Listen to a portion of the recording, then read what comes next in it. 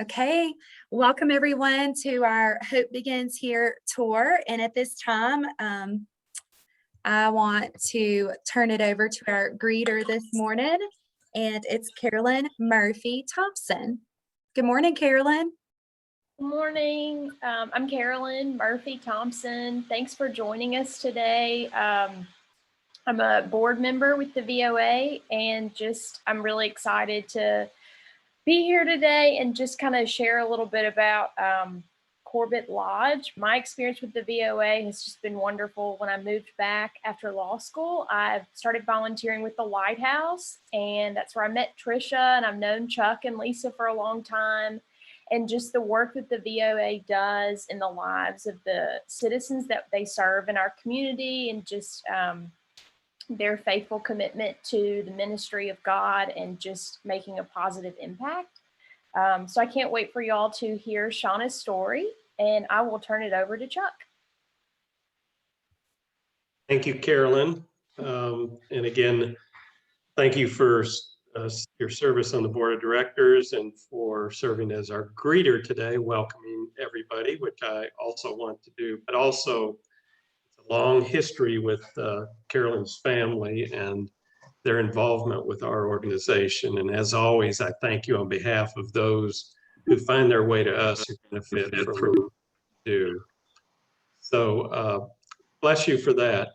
In looking at those who are attending today, you don't want to hear the Chuck story too many times. So I'm really going to be brief for that reason that y'all have maybe heard it before, but also what we really want to do today is to give you an opportunity to learn more about our housing services, particularly Corbitt Lodge, and also to hear from a very special person who happens to be a coworker and also one who resides at Corbitt Lodge. So before I turn it over to Linda, just a quick update. Every time we get together, I like to share where we are in terms of closing the gap. And each year, our board of directors, this month of the year in June, we approve the annual budget for our organization that's around $17 million. And last June, the difference between what we anticipated it would cost us to do all of what we do for children and families living in poverty, for individuals with special needs, for homeless veterans, for senior adults, and our housing services. The board approved a budget with a projected funding gap of $2,450,000. We began referring to that as the gap of uncertainty because the effects of COVID we knew were going to be significant. Our government revenues we anticipated declining, and they did.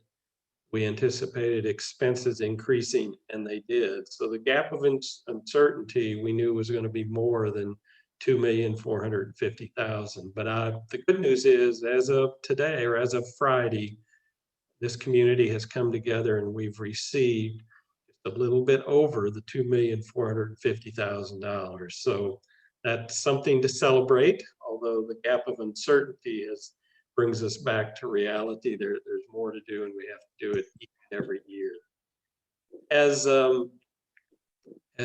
I said earlier, what we really want to do today is to give you an opportunity. We want everybody to leave having a good understanding of what we do at Corbitt Lodge and in our other housing services. So again, I welcome everybody. Thank you for carving out the time to be here, and I'll turn it over to Linda Jarrow, our Vice President, Housing Services, to take it from there. Thanks, Chuck. And thanks so much to all of you for joining our virtual tour of Corbitt Lodge. Before we introduce our guest speaker, which I'll do in a minute, we'd like to share a little information about Volunteers of America housing in general. You heard Chuck mention our target population: seniors, veterans, the disabled, and children and families. We actually provide permanent supportive housing for most of these populations. In fact, Our supportive housing includes approximately 300 units of housing in North and Central Louisiana. We believe safe, decent, and affordable housing is a critical first step to living well and becoming and staying independent. As to Corbitt Lodge, this was the first of what is now 6 permanent supportive housing programs for persons that we opened.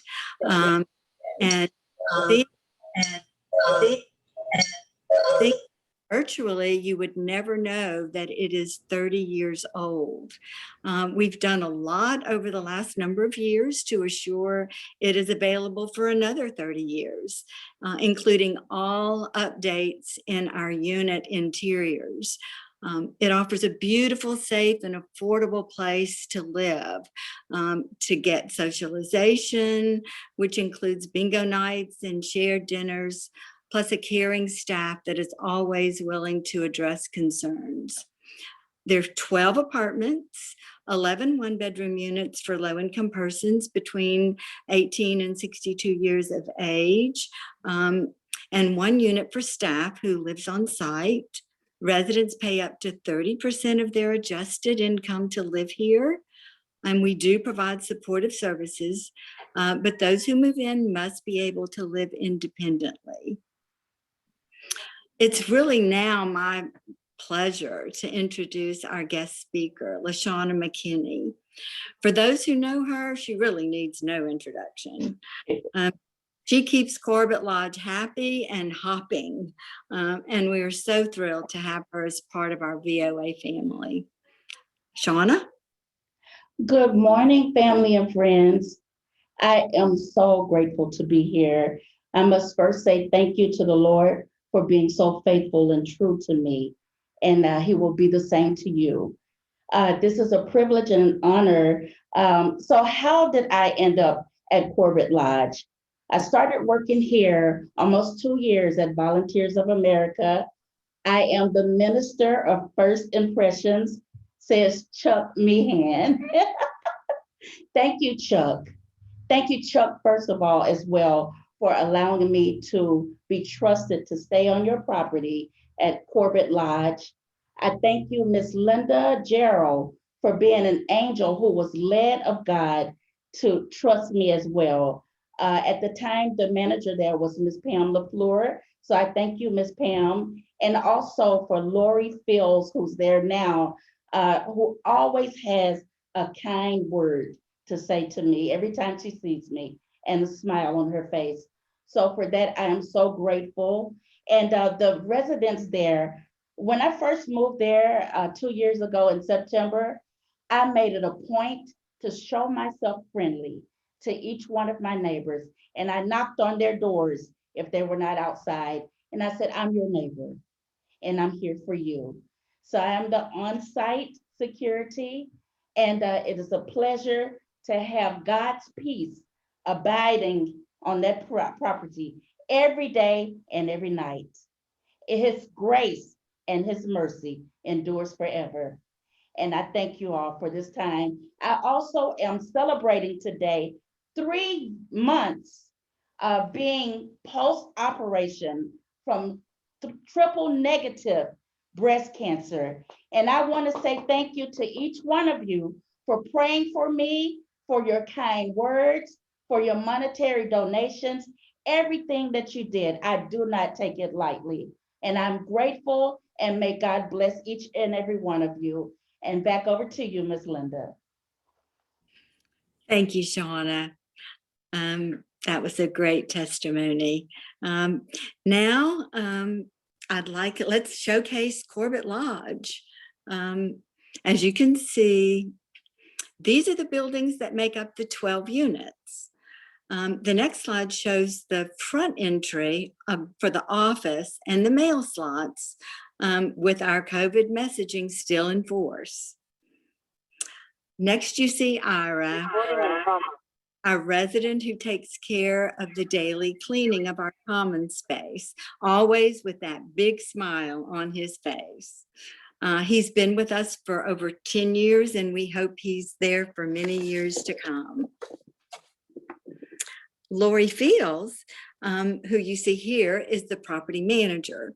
Lori has been with us for over 5 years and serves this property and our Bossier property as well. She makes sure the property is maintained and operated at the highest level. Lori, would you like to say a few words?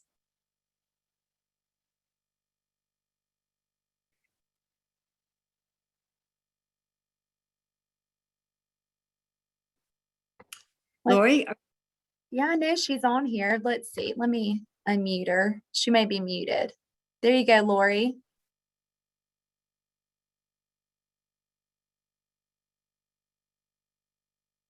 Okay, she may be having connectivity issues, Linda. So we'll Okay. just keep going. Well, yeah, it seems like she's muting, unmuting. Can you hear us, Lori?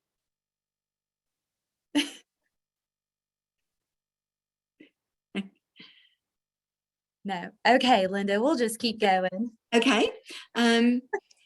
So the next slide shows the community room where residents gather, bingo games are played, and holiday parties are held.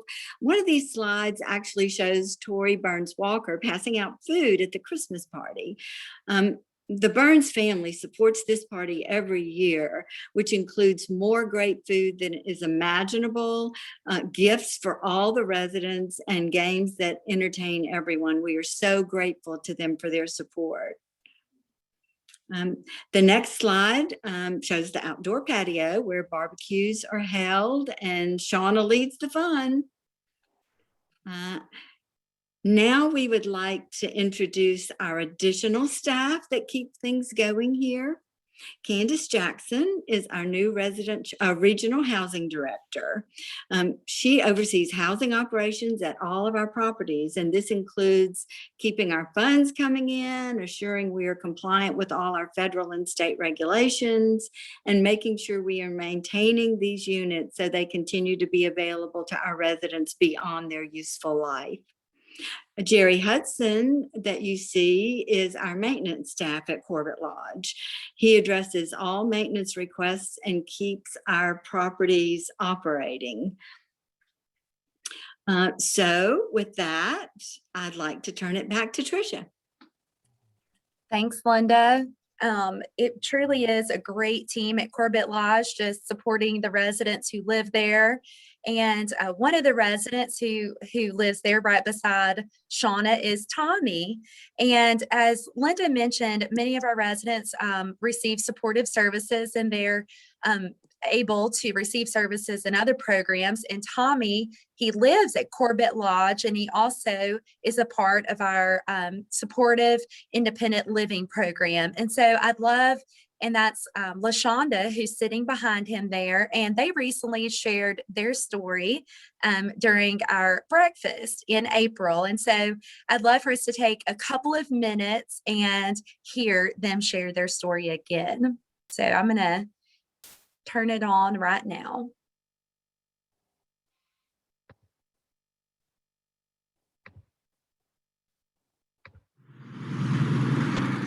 I'm a patient care attendant. I work for Mr. Tommy Anderson. I come in the mornings. I help Mr. Anderson with his medication. I work with him 40 hours a week. So I'm with him quite often. We've become family. When he was getting ready to go in the hospital to do a procedure, and they tested, Mr. Anderson actually had COVID.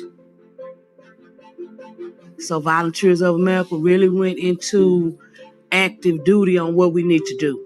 So they limited the staff to where it was just myself and Mr. Anderson. It was very challenging because he wasn't used to the distance, the mask, no one coming in, no family, just me. I was a little nervous though at the first beginning, but I had already been with him, so I wasn't sure if I had exposed myself already as well. We've lost some people in my family from COVID. So that made me a little leery about dealing with Mr. Anderson, but I was already there. And I said, I want to put my best foot forward and do what I can to make sure. So I was kind of quarantined from my family as well. So I went over on one side of the house and they had to fend for themselves on the other side of the house. They really didn't grasp what was going on. My husband was like, I need you to cook me dinner. So it was very challenging, really. I don't know if I feel like I'm a hero. I'm just here to do a job, and I'm thankful that I'm able to make a difference or help somebody along the way.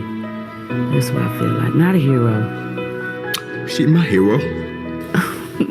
Thank you, Tommy. See, I think them some tears you let down. You don't want nobody to know, do you? Quit that, you gonna make me cry with you.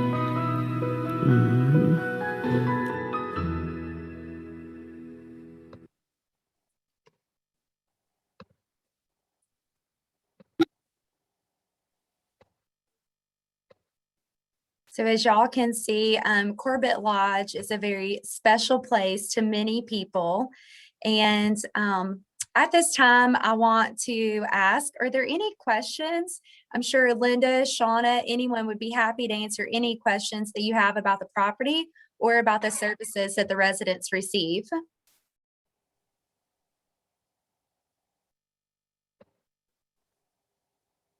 No? Okay. Well, everyone's quiet this morning. I want to remind y'all that we do have 2 more virtual tours this summer. And that way you can be on vacation. You can join us from anywhere, no matter where you are this summer. We'd love for you to join us again. Our next tour will be July 7th. And it is at our Veterans Transitional Living Facility. And then after that, on August 4th, we will be over off Texas Street, Texas Avenue over there, and we'll be touring a virtual tour of our Vision of Hope program. So we hope to see you again, and we thank you for joining. Thank you all so much. We're ending early this morning. All right. Bye, everybody. Thanks, Carolyn. Thanks for being our greeter this morning. Great job.